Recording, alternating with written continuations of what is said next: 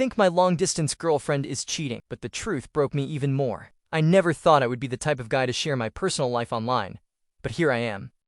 I guess I just need people to tell me I'm not going crazy. Because right now, my world feels upside down. I'm a 26-year-old guy, and my girlfriend Mia is 24. We've been together for almost 3 years, and for the last 8 months, we've been long-distance because of her job training program in another country. Before she left, we promised each other that distance wouldn't change anything. We texted constantly, video called almost every night. And honestly, I thought we were handling long distance better than most couples.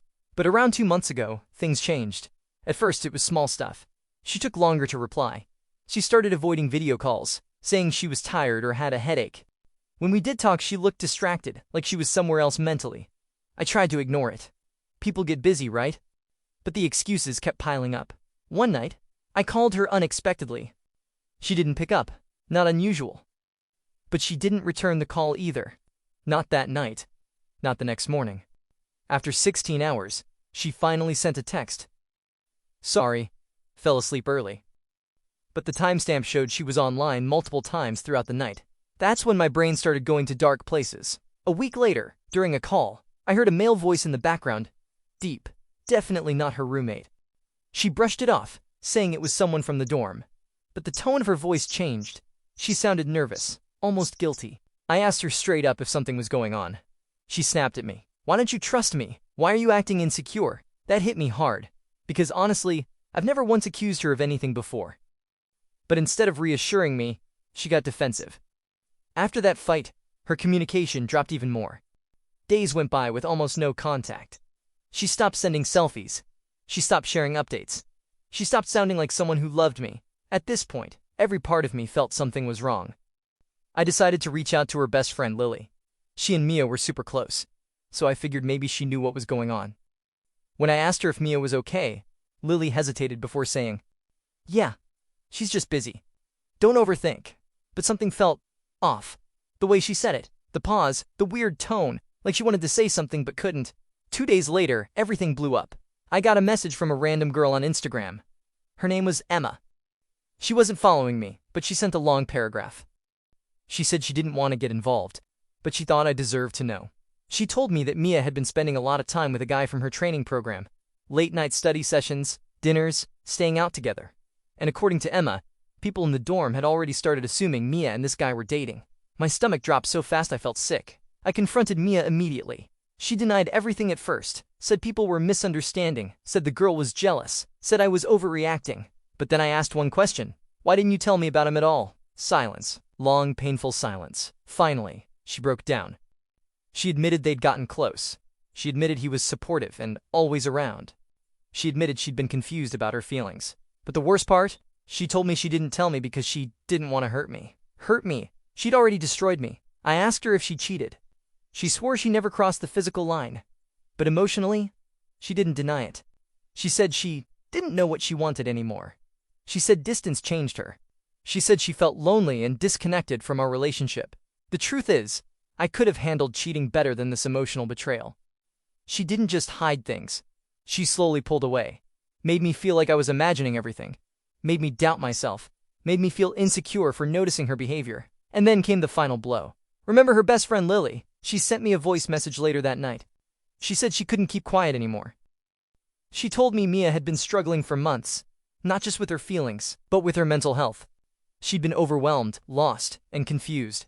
And instead of talking to me, she leaned on the closest person physically around her. She didn't want to break up, but she didn't know how to fix the distance either. I don't know what hurts more, thinking she cheated or realizing she stopped trusting me as her partner long before I noticed anything. We talked again after that. She apologized, cried, said she still loved me, said she wanted to try again. But something inside me feels broken. I don't know if I can trust her anymore. I don't know if I can do long distance again. I don't know if love is enough after this. Right now, we're taking a break, whatever that means. I keep replaying every sign I ignored, every message she didn't send, every night she said she was too tired. I keep wondering if I wasn't enough, or if distance just kills everything eventually. I still love her. I really, really do. But I don't know if I can go back to a version of us that no longer exists. It's been almost 3 weeks since I posted about my long-distance girlfriend, Mia, and how everything fell apart. I wasn't planning on making an update, but a lot happened. More than I expected. And honestly, I still don't know what the right decision is. After we agreed to take a break, communication between us almost completely stopped. I needed space, and she said she understood. But that silence didn't give me peace. It made everything worse. Every night, I kept checking my phone, half hoping she'd message, half hoping she wouldn't. Then one morning, out of nowhere, she texted me, "Can we meet? I'm coming home next week." My heart dropped to my stomach. I don't know if it was fear, anger, or hope. Maybe all three. Her program had a short break, so she was coming back to visit her family. And she wanted to talk face to face. No screens, no excuses. Honestly, I almost said no. I didn't want to reopen wounds that barely started healing. But after thinking about it for hours, I agreed. When the day came, I felt like I was going to war. My heart was beating so fast it was almost embarrassing. We met at a quiet cafe we used to go to. I got there 10 minutes early. She arrived 10 minutes late. Typical Mia. But the moment she walked in, everything hit me at once. She looked tired. Not physically tired. Emotionally exhausted. Like someone who had been carrying guilt for months. Her eyes were red, her hands slightly shaking. And when she sat down in front of me, I realized this wasn't going to be small talk. She took a deep breath and said, "I owe you the whole truth. No excuses." I braced myself for the worst. She started explaining how lonely she felt during the long distance. How she didn't want to bother me with her stress. How she pretended everything was fine while quietly breaking down inside. And yes, how she leaned on the guy from her program because he was physically present. Then she said something that surprised me. I didn't fall for him. I fell into the comfort he gave when I was falling apart. Hearing that hurt more than if she had actually cheated, because it meant she didn't trust me enough to let me be the one she leaned on. She admitted they got emotionally close. Late night talks, sharing fears, helping each other with assignments. Basically everything she used to share with me. Then she said something I didn't expect at all. The reason I pulled away wasn't because of him. It was because I was scared you'd see me differently if I told you how much I was struggling. She explained that her mental health got so bad that she started having panic attacks, trouble sleeping, and days when she couldn't get out of bed. She didn't want me to worry, so she hid everything from me. And that silence slowly killed the connection we had. She started crying, not the dramatic kind. Silent tears that she wiped away with trembling hands. She wasn't trying to manipulate me. She wasn't trying to win me back. She was genuinely telling me everything she held inside. Then she dropped the biggest truth of all. I didn't cheat on you, but I broke your trust. And I don't know if you'll ever forgive me, but I don't want to lose you. My heart cracked open at that, because a part of me still loves her. A part of me will probably always love her. But then she said something I wasn't prepared for. I talked to a therapist. I'm getting help now. I want to fix myself. And then us, if you let me. Hearing that gave me a strange mix of relief and pain, because she was trying. For the first time in months, she was trying. We talked for almost 2 hours. No yelling, no blaming. Just two people who were hurt, confused, and still connected. Before leaving, she asked me one final question. Do you want to try again? Not right now, but slowly, together. And that's where things get complicated. Because deep down, I want to say yes. But the wounds are still fresh. The trust isn't fully gone, but it's shaken. And I don't want to go back into a relationship built on fear and silence. So I told her the truth. I said, I still love you, but I'm scared. If we try again, everything has to be different. Honest, transparent, real. She nodded. She said she was willing to do whatever it takes. We didn't officially get back together, but we didn't end things either. We're in a strange middle place. Not strangers, not lovers, not broken, not healed, just trying. And honestly, I don't know where the story ends. Maybe we find our way back. Maybe we drift apart. Maybe this break becomes the best thing that ever happened to us. Or maybe it becomes the ending we needed. But for the first time in a long time, I feel like we're being honest with each other and ourselves. It's been almost 2 months since that emotional meeting with Mia. 2 months of confusion. 2 months of overthinking. 2 months of trying to heal and understand what I actually want. This is the final update, and honestly, it feels strange typing this. But I made my decision. After our last meetup, we didn't jump back into a relationship.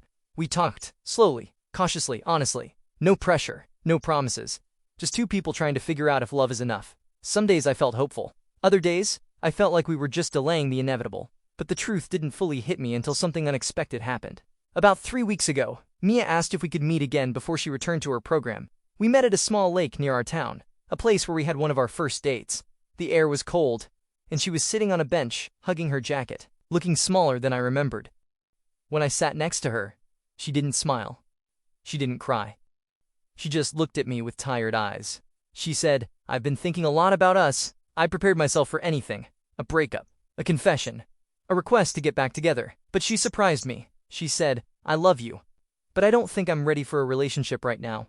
Not the way you deserve." For a moment, I just stared at her. It didn't feel like rejection. It felt like honesty. The kind we never had during our long-distance months. She continued, "I need to focus on myself. I need to get better. I need to understand why I shut down instead of communicating. If we get back together now, I'll just hurt you again." My chest tightened, because deep down, I already knew this. I've been waiting for her to get better so our relationship could go back to normal. There is no normal after everything that happened. Not without real healing. She looked at the lake and said quietly, "I don't want to lose you, but I don't want to break you either." And that was the moment. The exact second. When everything became clear. We were still connected. We still cared. But we weren't meant to continue. Not now. Maybe not ever. I took a deep breath and finally told her what had been living in my chest for weeks. "I love you. But love isn't supposed to feel like this. I want you to heal. And I want to heal too." She nodded, not out of agreement, but out of understanding. There was no argument. No begging. No dramatic goodbye. Just two people finally being honest about something we should have faced months ago. We talked for an hour. Not as a couple, but as two people who shared something meaningful. She told me I'll always be someone important in her life. I told her she taught me more about love than anyone else ever had. When it was time to go, she stood up, wiped her tears and whispered, "Maybe in another life we'd get it right." I didn't respond, because sometimes silence is the most truthful answer. We hugged, a long, painful hug. And then she walked away. I didn't run after her, and she didn't look back. Where I am now, it's been a few weeks since that day. We haven't blocked each other. We haven't deleted photos. We haven't erased the history. We just let it rest. We're not together. We're not enemies. We're not waiting for each other. We're not rushing into someone new. We're just two people who outgrew a moment in life that we tried so hard to hold on to. And you know what? I'm okay. For the first time in months, I'm actually okay. I started focusing on myself, my friends, my career, my happiness. I'm not angry at her. I'm not angry at myself. Some stories aren't meant to last forever. Some stories just teach you what love should feel like, and what it shouldn't. This was our story. It didn't end with a kiss. It didn't end with cheating revenge. It didn't end with a reunion. It ended with growth.